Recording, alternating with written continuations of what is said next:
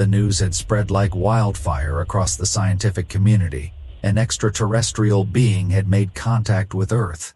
Not just any contact, but a direct approach to one of the most secure scientific facilities in the world, located deep in the icy expanse of the Arctic.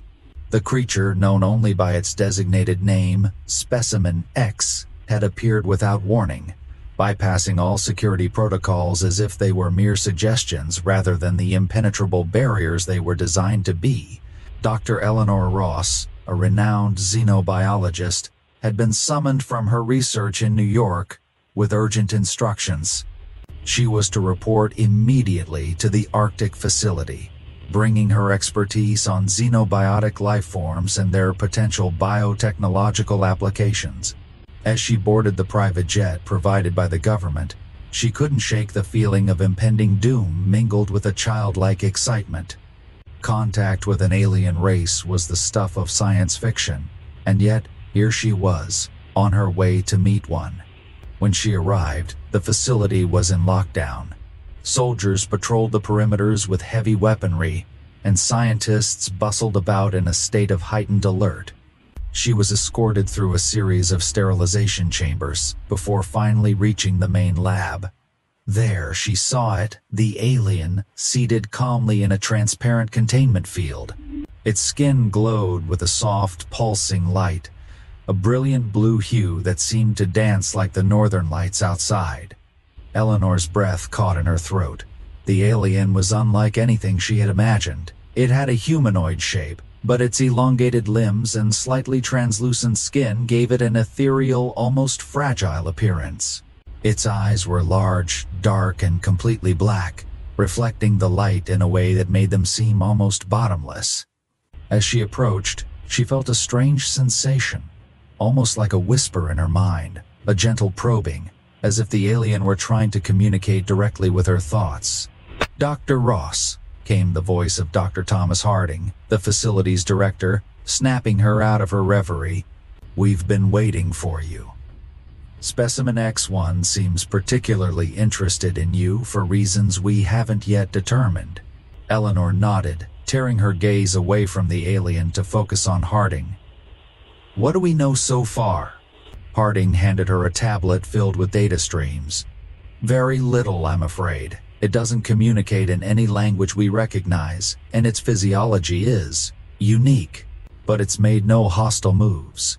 In fact, it seems almost cooperative." Eleanor scanned the data quickly. The readings showed a stable biological state, no signs of aggression or distress. She looked back at the alien, meeting its gaze again. "I think it wants to tell us something," she said softly. Harding nodded. "We think so too. That's why we called you. We believe you might be able to establish a line of communication." Eleanor took a deep breath and stepped closer to the containment field. "Let's see what you have to say," she murmured, her mind racing with possibilities. Chapter 2: The First Contact. Eleanor spent the next several hours in the lab, trying various methods of communication with the alien. They started with basic sign language, moved on to drawing symbols, and even played audio recordings of different languages. The alien watched her intently, its head tilting slightly to one side as if considering each attempt carefully. It wasn't until Eleanor brought out a simple mathematical equation, a sequence of prime numbers, that the alien finally reacted. Its eyes widened slightly, and its fingers twitched. It reached forward, tapping the containment field lightly with its elongated fingers. The gesture was slow and deliberate, and Eleanor felt a strange vibration in her mind, a sense of acknowledgement, of understanding. "It recognizes the numbers," she said excitedly. "It understands mathematics. Maybe that's the key." She quickly wrote out more complex equations, watching as the alien responded with slight nods and taps on the containment field. Each gesture seemed to correlate with a correct answer. Eleanor's heart raced with excitement. They were communicating, however rudimentary it might be. Over the next few days, the communication progressed. Eleanor discovered that the alien's mind worked in complex patterns, far beyond human comprehension. It was able to solve equations and understand concepts that were at the forefront of human science. As they continued their exchanges, she began to sense something more, a faint emotional undercurrent, like a song heard through thick walls. One night, while alone in the lab, Eleanor decided to try something different. She brought out a digital pad and began drawing. Simple pictures at first, then more elaborate ones depicting human life. To her surprise, the alien responded by tapping a rhythm on the containment field. The rhythm seemed random at first, but soon she realized it was following the beat of her heart. She looked up, startled. The alien's eyes were fixed on her, and she felt that strange whisper in her mind again, stronger this time, more insistent. She closed her eyes and focused, trying to open her mind to whatever it was attempting to convey. Images flooded her mind, vast, sprawling cities of light, starships moving through the cosmos, and beings like Specimen X interacting with each other. She saw a world bathed in blue light, with towering crystalline structures and strange floating creatures. She saw a war, a devastating conflict that ripped through their world, leaving it in ruins. When she opened her eyes, she was trembling. The alien was watching her closely, its eyes filled with a deep sadness. You're a refugee," she whispered, the realization hitting her like a tidal wave. "You're the last of your kind." Chapter 3: The Gift. Over the next several weeks, Eleanor and the alien developed a bond of sorts.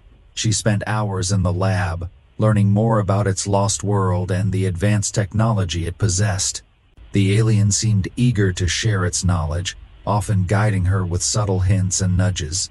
It showed her images of devices that could harness energy from the very fabric of space, machines that could heal injuries instantaneously, and methods to manipulate matter at the molecular level. One day, the alien motioned for her to approach the containment field. It placed its hand on the barrier, and Eleanor hesitated for a moment before placing her hand on the other side. The moment her hand touched the field, she felt a rush of warmth, a surge of energy flowing through her. The alien's eyes glowed brighter, and she heard a soft, melodic hum in her mind. Suddenly, the containment field dissolved, and the alien stepped out. The room filled with a soft blue light, and Eleanor felt a calm wash over her. The alien extended its hand toward her, holding a small, glowing crystal. She hesitated, unsure of what to do. "It's a gift," she heard in her mind, clear and unmistakable. The alien's voice was soft, almost musical, a gift of knowledge and hope. Eleanor took the crystal, feeling its warmth spread through her fingers. As she held it, her mind was flooded with information, an overwhelming stream of data, formulas, and concepts far beyond anything she had ever encountered. She saw glimpses of possible futures, worlds healed and advanced beyond imagination. "Why are you giving me this?" she asked aloud, her voice trembling. The alien's eyes softened and it seemed to sigh, a deep, resonant sound. "Because your world is on the brink," it replied. "You are at a crossroads, just as we once were. This knowledge could save you or destroy you. The choice is yours." Chapter 4: The Consequence. Eleanor spent the next few days in a whirlwind of activity, sharing the alien's knowledge with her colleagues. The crystal held information that could revolutionize every field of science and medicine, offering solutions to some of humanity's most pressing problems: disease, hunger, energy, and even climate change. But with such power came great risk. The technology could easily be weaponized, and there were those within the facility and beyond who saw it as a means to establish dominance. The government representatives who had been overseeing the project began to grow nervous. Rumors of military involvement started circulating, and Eleanor could feel the tension building. One evening, as she worked late in the lab, she heard the familiar hum in her mind. The alien was standing by the window, staring out into the Arctic night. "They do not understand," it said quietly. "They see only power, not the responsibility that comes with it." Eleanor nodded. "I know. I'm trying to make them see, but it's difficult." The alien turned to her, its eyes deep and knowing. "You must protect the knowledge. There are those who would use it for destruction. You have the power to choose the path your world will take." That night, Eleanor made a decision. She would protect the alien's gift at all costs, even if it meant going against her own government. She knew the consequences could be dire, but she also knew that the fate of humanity might very well depend on it. Chapter 5. The Escape. The next morning, she awoke to alarms blaring throughout the facility. Soldiers were rushing down the corridors, and she could hear the faint sound of helicopters approaching from outside. She knew they were coming for the alien, and for the crystal. She grabbed the crystal from her desk and hurried to the lab where she found the alien waiting. "We have to leave," she said urgently. "They're coming for you. They want to use your knowledge for war." The alien nodded as if expecting this. "I will go with you," it said, "but we must hurry." They made their way through the facility, avoiding the patrols and security checkpoints. Eleanor's heart pounded in her chest as they navigated the maze-like corridors, her mind racing with thoughts of what they were about to do. She knew that once they left the facility, there would be no turning back. As they reached the exit, a group of soldiers blocked their path. "Dr. Ross," the lead soldier barked, "you are ordered to surrender the alien and the crystal immediately." Eleanor stood her ground, clutching the crystal tightly in her hand. "I can't do that," she said firmly. "This knowledge isn't meant for destruction." The soldier raised his weapon, but before he could fire, the alien raised its hand and a blinding light filled the corridor. The soldiers were thrown back, their weapons disintegrating in their hands. The alien turned to Eleanor, its eyes glowing brightly. "We must go now." They fled into the icy wilderness, the cold biting at their skin. Eleanor knew they had only a few hours before the facility sent out a full-scale search. She didn't know where they were going or what they would do once they got there. But she knew one thing: she would protect the alien's gift with her life. Chapter 6. The Pursuit. For days they traveled through the frozen wasteland, evading capture at every turn. The helicopters searched overhead, and the soldiers combed the snow-covered ground. Eleanor and the alien moved quickly and quietly, always staying one step ahead. Eleanor had been right about the government's response. As the days passed, the search intensified. The authorities were desperate to retrieve the alien and the crystal, fearing the consequences of their escape. Eleanor knew they wouldn't give up easily. One night, as they rested in a cave hidden deep in the mountains, Eleanor turned to the alien. "What happens if we're caught?" she asked, her voice barely a whisper. The alien's eyes were solemn. "They will try to extract the knowledge by force. They do not understand the dangers. The knowledge must be given freely, or it will be lost forever." Eleanor nodded, understanding the gravity of their situation. She had made her choice, and there was no turning back now. She would protect the alien's gift, no matter the cost. Chapter 7. The Decision.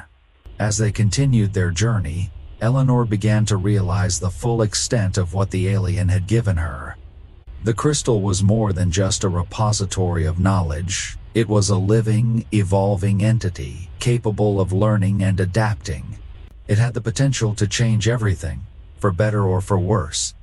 But with that realization came a sobering thought. Was humanity ready for such a gift? Could they be trusted to use it wisely, or would they succumb to the same destructive tendencies that had plagued them for centuries? One evening, as they sat around a small fire, Eleanor asked the alien, "Why did you come here? Why choose us?" The alien looked at her, its eyes filled with a strange, ancient wisdom. "We came because we saw a spark of hope in your world, a chance to learn from our mistakes. But we also saw great darkness. The choice is yours, Eleanor. You can lead your people to a brighter future, or let them fall into the abyss." Eleanor pondered the alien's words, her mind heavy with the weight of their mission. She knew the path ahead would not be easy, but she was determined to see it through. She had to believe that humanity was capable of change, that they could rise above their base instincts and become something greater. Chapter 8. The Revelation. One night, while hiding in a secluded cave, Eleanor felt a sudden surge of energy from the crystal. It began to glow brighter than ever before, illuminating the entire cave with a dazzling blue light. She held it up, watching as intricate patterns formed within its depths, shifting and evolving like a living thing. The alien stepped forward, its eyes fixed on the crystal. "It is time," it said softly. "The crystal has chosen you, Eleanor. You are its guardian now." Eleanor felt a rush of emotions, fear, awe, and a deep sense of responsibility. She knew that the crystal held the key to humanity's future, and that its knowledge could either save or destroy them. She had to make a choice, and it had to be the right one. She looked at the alien, her eyes filled with determination. "I will protect it," she said firmly. "I will make sure its knowledge is used for good." The alien nodded, its eyes filled with a rare warmth. "Then you are ready," it said. "The crystal will guide you. Trust in its wisdom, and you will find your way." Chapter 9. The Last Stand. As the days turned into weeks, the pursuit grew more intense. The government forces were relentless, determined to retrieve the alien and the crystal at any cost. Eleanor and the alien were running out of options, and they knew they couldn't keep running forever. One day, as they reached a remote mountain pass, they found themselves cornered. A squad of soldiers blocked their path, their weapons raised. Eleanor held the crystal tightly in her hand, her heart pounding in her chest. The alien stepped forward, its eyes calm and resolute. "We cannot fight them," it said softly, "but we can show them the truth." Eleanor nodded, understanding. She held up the crystal, its light growing brighter and brighter until it filled the entire pass with a blinding brilliance. The soldiers hesitated, shielding their eyes, but Eleanor felt a surge of energy flowing through her. In that moment, she saw everything: the potential for humanity to rise above its flaws, to embrace the alien's gift and use it to build a better world. But she also saw the dangers, the greed, the fear, the desire for power that could lead them down a darker path. As the light began to fade, she made her choice. She reached out, touching the alien's hand, and together they channeled the crystal's energy, creating a shield of light that surrounded them. The soldiers watched in awe as the light grew brighter and brighter until it became a beacon in the darkness, a symbol of hope and possibility. And then, just as suddenly as it had begun, the light disappeared, leaving the pass empty. Eleanor and the alien were gone, but the crystal remained, its light pulsing softly in the snow, a reminder of the gift they had been given and the choice they had yet to make. Chapter 10. A New Dawn. In the aftermath, the world was left to ponder the meaning of the alien's gift. The crystal was taken to a secure location where it was studied by the greatest minds of the generation. But no one could unlock its secrets, and no one knew where Eleanor and the alien had gone. Some believed they had ascended to a higher plane, taking the knowledge of the crystal with them. Others believed they were still out there, watching, waiting for the right moment to return. But one thing was clear: the world had changed.